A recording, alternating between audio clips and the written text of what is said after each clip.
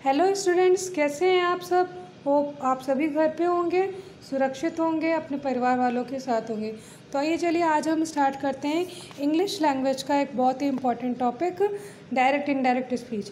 तो पहले हम जान लेते हैं डायरेक्ट इनडायरेक्ट स्पीच का क्या यूज़ है हमारे इंग्लिश लैंग्वेज में। डायरेक्ट स्पीच वह स्पीच होती है जब कोई व्यक्ति अपनी उसने जो कथन कहे हैं उसी के फॉर्म में, उसी के टेंस के फॉर्म में हम किसी अगले व्यक्ति को उसकी बातें बता दे, वो कहलाती है डायरेक्ट स्पीच। इनडायरेक्ट स्पीच क्या होती है? इनडायरेक्ट स्पीच वह स्पीच होती है जब इसने जो बात कही है उसको अगला इंसान अपने वर्ड में कहे तो वो कहलाती है इनडायरेक्ट स्पीच। आइए जानते हैं डायरेक्ट स्पीच के पार्ट्स के बारे में।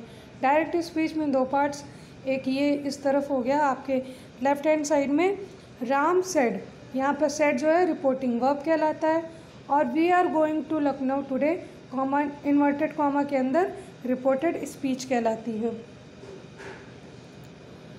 अगला है, हम इसके रूल्स के बारे में पढ़ेंगे।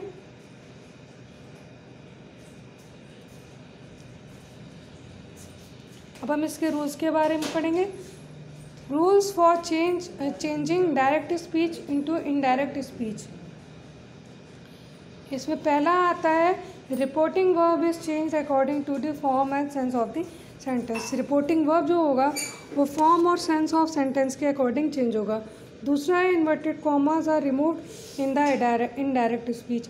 इनडायरेक्ट स्पीच में जो इन्वर्टेड कॉमास हैं वो जो है रिमूव हो जाएंगे। थर्ड जो है वो है connective word is use in the beginning of the reported speech. Reported speech के अंदर में जब हम इनडायरेक्ट स्पीच में उसको लाएंगे तो कॉमा इन्वर्टेड कॉमा हट करके कनेक्टिव वर्ड कोई यूज़ होगा। चलिए नेक्स्ट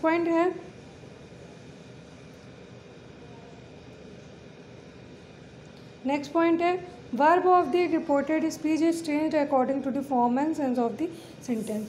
रिपोर्टेड स्पीच का जो वर्ब रहेगा जिस टेंस में है रिपोर्टेड स्पीच, और रिपोर्टिंग वर्ब का जो फॉर्म है उसके अकॉर्डिंग चेंज होगा, उसके यानी पूरे के पूरे सेंस ऑफ द सेंटेंस, पूरे सेंटेंस के सेंस पे वो चेंज होगा, सेंस के अकॉर्डिंग चेंज होगा। नेक्स्ट है हमारा persons and helping verbs of the reported speech are change. Reported speech में जो पर्सन होगा, जो हेल्पिंग वर्ब होगा, हेल्पिंग वर्ब चेंज होगा, जो सेंटेंस जो टेंस होगा उसके अकॉर्डिंग, और पर्सन किसके अकॉर्डिंग चेंज होगा? पर्सन SON रूल के अकॉर्डिंग चेंज होगा। आइए देखते हैं क्या है ये SON रूल। पहले ये देख लीजिए, आपके सामने ये एक टेबल है नॉमिनेटिव, पॉसेसिव, ऑब्जेक्टिव और रिफ्लेक्सिव केस की। ये सारे जो प्रोनाउंस हैं इसमें आई, वी, ये क्या है फर्स्ट प्रोनाउन, और यू क्या है सेकंड प्रोनाउन, सेकंड पर्सन है, और ही, सी, दे क्या है, ही, शी, दे, ये थर्ड पर्सन है, थर्ड पर्सन प्रोनाउन है। तो ये जो है इसका पॉसेसिव केस, इसका ऑब्जेक्टिव केस, इसका रिफ्लेक्सिव केस ये दिया गया है। आई का my, me, myself, we का our, us, ourselves, you का yours, you, yourself, he का हिज, हिम, हिमसेल्फ, शी का हर, हर सेल्फ, दे का दियर, देम, देमसेल्व्स। यहाँ पर देखिएगा वी और दे क्या है, ये प्लूरल है, तो इसलिए वी में जो रिफ्लेक्सिव आया है वो आवर सेल्फ्स आया, ना कि आवर सेल्फ आया है। दे में देमसेल्व्स आया, इसको ध्यान में रखिएगा। अब नेक्स्ट है हमारा SON रूल। SON रूल को यहाँ पर थोड़ा सा एक देख लीजिए। SON रूल, एस कहाँ प्लेस्ड है फर्स्ट पोजीशन पे, ओ कहाँ प्लेस्ड है सेकंड पोजीशन पे, एन कहाँ प्लेस्ड है थर्ड पोजीशन पे। अब SON क्या है इसको देख लीजिए। S stands for subject, O stands for object, N stands for no change, कोई चेंज नहीं है। देखिए सब्जेक्ट क्या होगा, जो फर्स्ट पर्सन S क्या है, ये फर्स्ट है, सेकंड है और ये थर्ड है। फर्स्ट पर्सन जो होगा रिपोर्टेड स्पीच का वो सब्जेक्ट ऑफ रिपोर्टिंग वर्ब के अकॉर्डिंग चेंज होगा। Second person of reported speech क्या होगा, ऑब्जेक्ट ऑफ रिपोर्टिंग वर्ब के चेंज होगा। थर्ड पर्सन क्या होगा, जो भी रिपोर्टेड स्पीच का होगा उसमें कोई चेंज नहीं होगा, नो चेंज होगा। आइए देखते हैं, ये एक सिंपल सा एग्जांपल है डायरेक्ट इनडायरेक्ट स्पीच को करने का, डायरेक्ट से इनडायरेक्ट स्पीच में कन्वर्ट करने का। They said they will be parting tonight, ये डायरेक्ट स्पीच है, इसमें ये रिपोर्टेड स्पीच है, ये रिपोर्टिंग वर्ब है। They said that they would be parting that night, ये इनडायरेक्ट स्पीच हो गई। SON में पहला रूल क्या कहता है उसको देखते हैं हम। पहला रूल कहता है कि first person of pronoun of reported speech change according to the subject of the reporting verb, जो भी हमने आपको बताया। अब देखिए ये एग्जांपल है, he says comma inverted comma I am in 9th class, इसमें ये क्या है, ये आपका है फर्स्ट पर्सन, ये किसके अकॉर्डिंग चेंज होगा, सब्जेक्ट ऑफ रिपोर्टिंग वर्ब के अकॉर्डिंग चेंज होगा। He says that he is in class 9, ये हो गया आपका इनडायरेक्ट स्पीच। आते हैं रूल नंबर 2 पे। रूल नंबर 2 हमारा कहता है second person of pronoun of reported speech is change according to the object of the reporting verb in the sentence. जैसे देखिए एग्जांपल के through, he says to me comma inverted comma you have done your work, यहाँ पर you क्या है, you है second person of reported speech, ये किसके अकॉर्डिंग चेंज होगा, ऑब्जेक्ट ऑफ रिपोर्टिंग वर्ब के अकॉर्डिंग चेंज होगा। तो इनडायरेक्ट स्पीच क्या हो जाएगी, he says to me that I have done my work, ये हो गया आपका इनडायरेक्ट स्पीच। अब आते हैं हम रूल नंबर 3 पे। रूल नंबर 3 हमारा क्या कहता है उसको देखते हैं। Third person of pronoun of reported speech is not change, अगर थर्ड पर्सन आएगा तो रिपोर्टेड स्पीच में तो वहाँ पर कोई चेंज नहीं होगा। यहाँ देखिए, he says comma inverted comma he does not work hard, ये है आपका डायरेक्ट स्पीच। तो डायरेक्ट इनडायरेक्ट स्पीच में कन्वर्ट होगा तो क्या हो जाएगा, she says that he does not work hard, comma inverted comma हटा, दैट लगा, यहाँ पर ही क्या है, ये थर्ड पर्सन है तो ये चेंज नहीं होगा, तो वैसे का वैसा लिख दिया गया, ही का ही रहा, चेंज नहीं हुआ। हिम में, हिज में, किसी में चेंज नहीं हुआ। अब है rules of change of verb और टेंस। यहाँ पर हम देखते हैं कि वर्ब और टेंस कैसे चेंज होगा। रूल नंबर 1 है हमारा, when reporting verb is given in the present or future tense then there will be no change in the verb or tense of the reported speech in the sentence। Sentence के अंदर में अगर present या future tense है, reported ये reporting verb जो है ये प्रेजेंट या फ्यूचर टेंस में है सेंटेंस के, तो वहाँ पर रिपोर्टेड स्पीच के टेंस में कोई चेंज नहीं होगा। जैसे देखिए यहाँ पर है ना, he says Ram is hungry, says क्या है, प्रेजेंट में है, तो इसलिए देखिए राम इज़ हंग्री हुबहू लिख दिया गया, इस टेंस में कोई चेंज नहीं हुआ। अगला है, he has told me Ram can not move, he has told me Ram can not move, तो यहाँ पर देखिए यहाँ पर क्या हो गया, he has told me that Ram can not move, ये हुबहू वैसे ही लिख दिया गया। अगला रूल है सेकेंड रूल हमारा,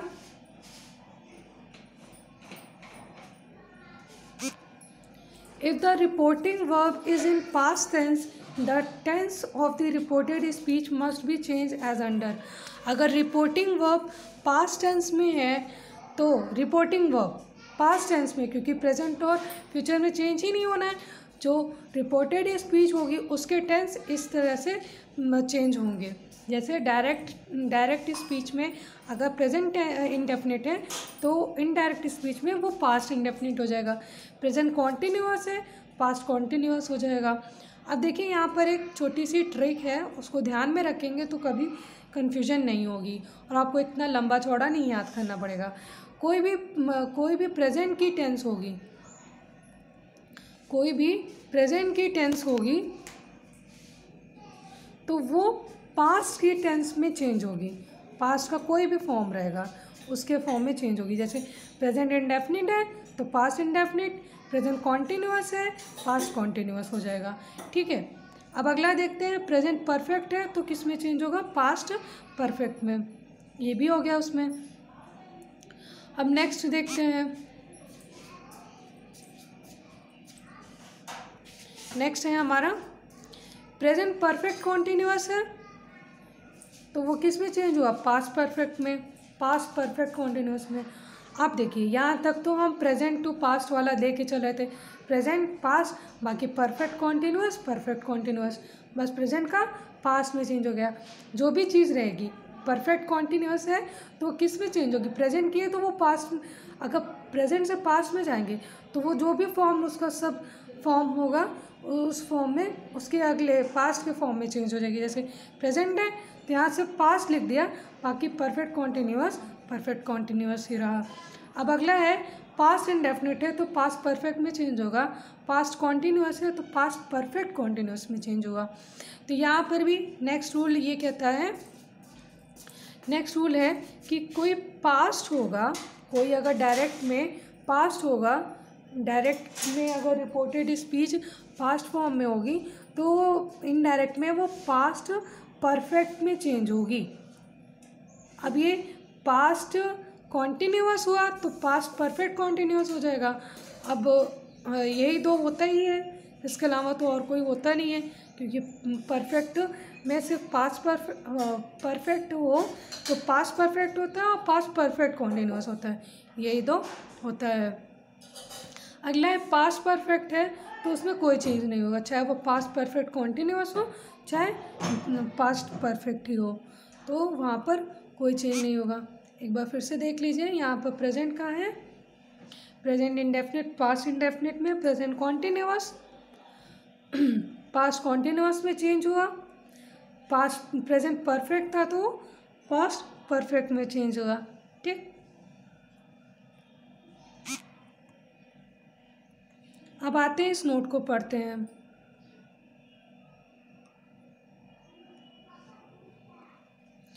If the reported speech relates to universal truth, habitual facts, proverbs, historical facts and improbable future conditions, then the tense will not be changed.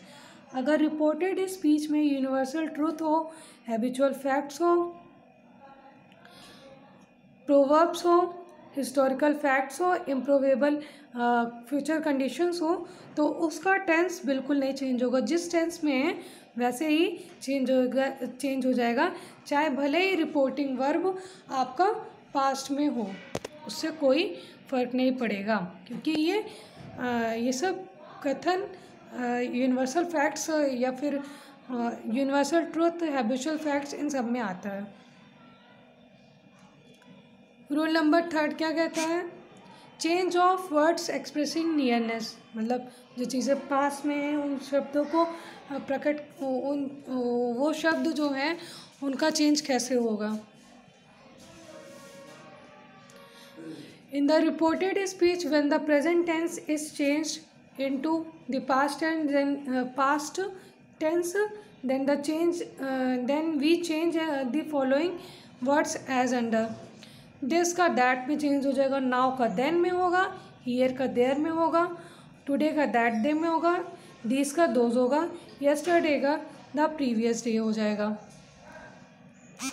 अगला है टुमारो, टुमारो का क्या होगा? द नेक्स्ट डे होगा, एगो का before होगा, कम का गो हो जाएगा।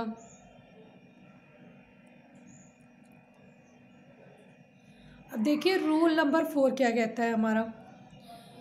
रूल नंबर 4 है कि कंजंक्शंस को लेकर के, एजर्टिव सेंटेंस है तो कंजंक्शन दैट का यूज़ होगा, इंटेरोगेटिव सेंटेंस है तो वहाँ पर 2 तरीके से चेंज होगा, क्योंकि इंटेरोगेटिव सेंटेंस 2 तरीके से बनते हैं। एक तो अगर ऑक्सिलरी या हेल्पिंग वर्ब आगे लगा, do, does, did, has, have, had, is, am, are, will, shall, can, could, etcetera, ये सब हो तो ये भी कहलाता है इंटेरोगेटिव सेंटेंस। तो ये चेंज होगा तो यहाँ पर कंजंक्शन इफ़ और वेदर लगेगा, अगर क्वेश्चन जो है वो स्टार्ट हो रहा है इंटेरोगेटिव प्रोनाउंस और एडवर्ब से, यानी डब्ल्यू एच वर्ड से स्टार्ट हो रहा है, तो वहाँ पर क्या होगा, जैसे हु, हुज, हुम, हाउ, ये सब चीज़ें रहेंगी, तो वहाँ पर नो कंजंक्शन यूज़ होगा, कोई भी कंजंक्शन नहीं यूज़ होगा with interrogative pronoun, in interrogative pronounce के अलावा। अगला है हमारा इम्पेरेटिव सेंटेंस। इम्पेरेटिव सेंटेंस है जैसे किसी को ऑर्डर देना, रिक्वेस्ट करना, बैक करना, ये सारी चीज़ें जिसमें होती है वो सेंटेंस कहलाते हैं इम्पेरेटिव सेंटेंस। तो उनको चेंज करेंगे जब हम, तो वो चेंज होंगे तो वहाँ पर इनफाइनाइट मतलब 2+ कोई verb is used. Ordered, requested, begged, advised, commanded are used in the place of said to. ये सब वर्ड्स सेड टू की जगह यूज होंगे। अगला हमारा लास्ट आता है एक्सक्लेमेटरी सेंटेंस। एक्सक्लेमेटरी सेंटेंस क्या होते हैं, जो कोई हमारे फीलिंग्स को जो है, जैसे कि जॉय की हो, हैप्पीनेस है, जॉय की हो, सॉरो की हो, कोई विश हो, इन सब को जो प्रकट करता है वो एक्सक्लेमेटरी सेंटेंस कहलाता है। वो एक्सक्लेमेटरी सेंटेंस कहलाता है। तो इसलिए जो है वहाँ पर इस तरीके से चेंज होगा। जैसे वर्ड्स एक्सप्रेशन ऐसे हो, बी वेयर, केयरफुल, तो वो चेंज होगा वॉन्ड में। मतलब कि अगर वहाँ पर रिपोर्टेड स्पीच में कहीं आप देखेंगे बी वेयर या केयरफुल है, तो वहाँ पर हम कंजंक्शन वॉन्ड लगाएंगे। अलास कहीं कह रहा हो रिपोर्टेड स्पीच में, तो एक्सक्लेम विद सॉरो लिखेंगे हम रिपोर्टिंग वर्ब में। हुर्रे लिखा हो तो एक्सक्लेम विद जॉय लिखेंगे। हुर्रे मतलब हुर्रे अगर उसमें लिखा हो रिपोर्टेड स्पीच में, तो हम एक्सक्लेम विद जॉय करेंगे। अब अगला है हमारा फ्यू। एक ऐसा जो है एक्सप्रेशन को, हमारे फीलिंग्स को जो बयां कर रहा है, मतलब ये रिलीफ की या सरप्राइज़ की फीलिंग है, तो वहाँ पर हम जो है एक्सक्लेम विद सरप्राइज और रिलीफ लिखेंगे। मे गॉड ब्लेस यू या लॉन्ग लिव ऐसा कुछ हो, तो वहाँ पर विश्ड लिखेंगे। यहाँ पर ये सब कंजंक्शन का यूज़ करेंगे। तो फ्रेंड्स, हमें लगता है कि आपको ये वीडियोस काफ़ी हद तक समझ में आया होगा। आपके जो भी कमेंट्स हैं वो आप प्लीज़ नीचे लिखिएगा, जिससे कि हमारे अगर वीडियोस में कोई भी कमियां हो या कोई सुधार हो लाना हो, या आपको अगला किस चीज़ पे वीडियोस चाहिए हो, तो वो हम कर सकें। Thanks for watching my video और स्टे कनेक्टेड। आप हमारे यूट्यूब चैनल को ज़रूर सब्सक्राइब करें, और जिससे कि हम नए नए वीडियोस लाते रहें और आपको आपकी तैयारी में हेल्पफुल रहे। Thank you so much students. नमस्ते।